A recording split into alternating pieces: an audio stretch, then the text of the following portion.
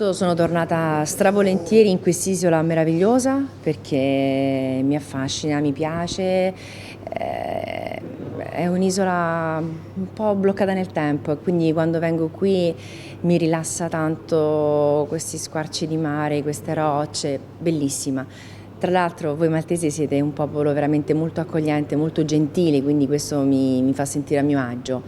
Ma altro motivo lavorativo, a parte questo più godereccio, il fatto che stiamo valutando di girare alcune produzioni qui a Malta, che è un set naturale meraviglioso, quindi si presta moltissimo.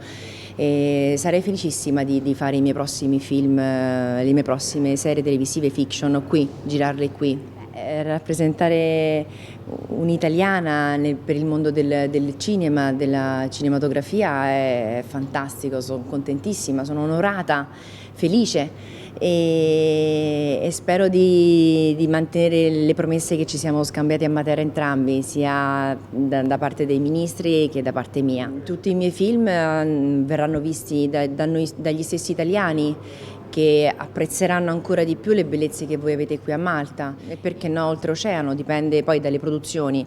Il fatto di girare qui sicuramente pubblicizzerà Malta anche fuori da Malta. C'è una bellissima squadra che sta collaborando insieme e che quindi mi sta dando anche la possibilità e l'opportunità di poter fare qualcosa in futuro. Sono tutte persone veramente molto carine e gentili.